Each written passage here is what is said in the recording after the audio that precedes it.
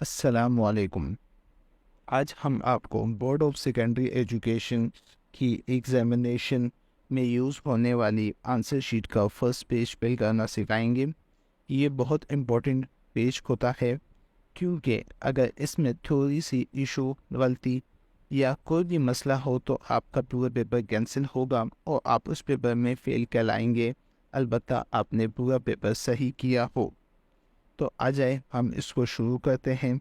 आप हमारे साथ इसे देखें और सीखें।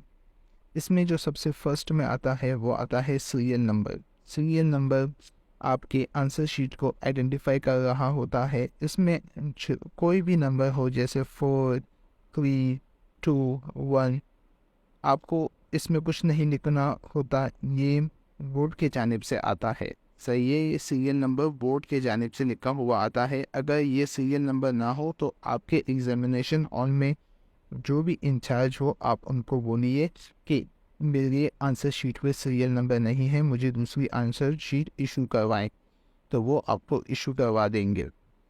दूसरे नंबर पे आता है वो नंबर आपके एडमिट कार्ड में लिखा हुआ होता है। ये बहुत ही इम्पोर्टेंट होता है आपको और दूसरे बच्चों के पेपर को आइडेंटिफाई करने में, क्योंकि बोर्ड की जो आंसर शीट होती है इसमें आप कहीं भी अपना नाम नहीं लिख सकते। अगर आपने लिखा तो आपका पेपर कैंसिल होने के चांसेस हैं। सही।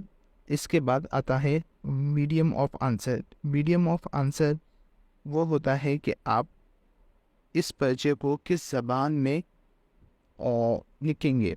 जैसे कि अगर आपका इंग्लिश का पेपर हो तो आप इंग्लिश लिखिएगा, उर्दू का पेपर हो तो आप उर्दू लिखेंगे। अगर आपका पीएचडी का पेपर हो तो वो आप पे डिपेंड करता है कि आप कौन सी लैंग्वेज में उसको लिखेंगे। तो अगर आप उर्दू में लिखते हैं तो आप उर्दू लिखिए, अगर आप इंग्लिश में लिखेंगे तो आप इंग्लिश में लिखें। इसी तरह इस्लामियात का भी होता है, वो भी आप इंग्लिश में और उर्दू में लिख सकते हैं। तो ये जगह बहुत ज़्यादा इम्पोर्टेंट होती है। आप इसको देख लें कि आप कौन से लैंग्वेज में अंदर आंसर शीट में लिखेंगे। इसके बाद आता है name of exam. Name of exam में अगर आप 9 के स्टूडेंट हैं तो आप लिखेंगे SSC 1, और अगर आप मैट्रिक के स्टूडेंट हो तो आप लिखेंगे SSC 2। अच्छा, जो 1 और 2 आप लिखेंगे ना, ये रोमन नंबर पे होगा। जैसे मैंने इधर 1 लिखा हुआ है, तो अगर आप इसके आगे 2 भी लिखेंगे तो आप इसको रोमन नंबर में लिखेंगे 2। सही है। अच्छा, इसके बाद आता है ग्रुप। ग्रुप या तो आपका साइंस होगा या आर्ट्स होगा, तो आप इसको देख लीजिएगा कि आपका साइंस है या आर्ट्स है। सही है। कंप्यूटर और बायो जो आता है वो साइंस में ही आता है। इसके बाद आता है सब्जेक्ट। सब्जेक्ट में आप उस सब्जेक्ट का नाम लिखेंगे जिसका पेपर होगा उस दिन। अगर आपने इसमें गलती कर दी तो आपका पेपर कैंसिल हो सकता है, बहुत ज़्यादा चांसेस होते हैं इसके। इसके बाद आता है आपका पेपर। पेपर में आप अगर 9 के स्टूडेंट है तो आप रोमन नंबर में 1 लिखेंगे, अगर आप मैट्रिक के स्टूडेंट है तो आप रोमन नंबर में 2 लिखेंगे।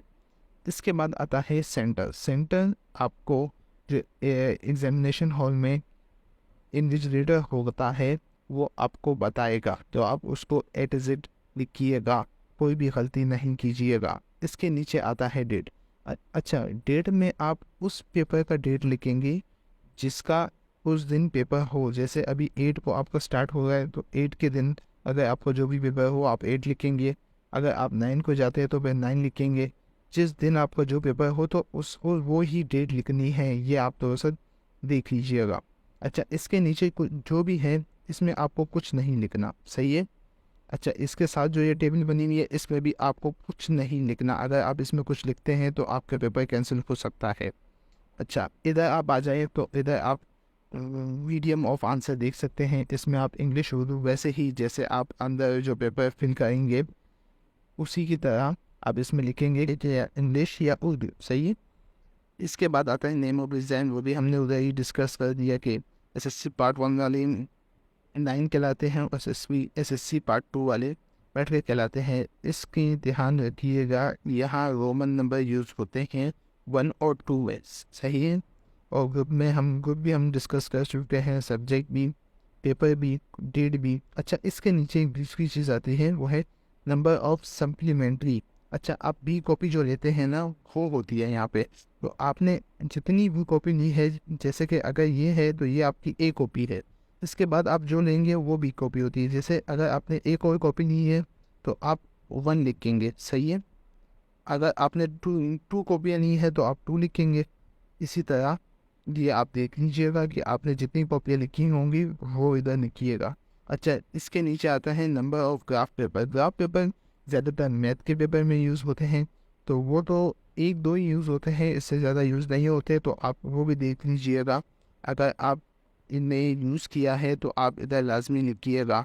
अगर आप नहीं लिखेंगे तो आपके जो ग्राफ में नंबर हैं वो कम ज़्यादा हो सकते हैं। इसको आप थोड़ा सा देख लीजिएगा कि अगर आपने एक लिया तो आप एक लाजमी लिखिएगा। वीडियो देखने के लिए थैंक यू, और प्लीज़ हमारे पेज को फॉलो कीजिए।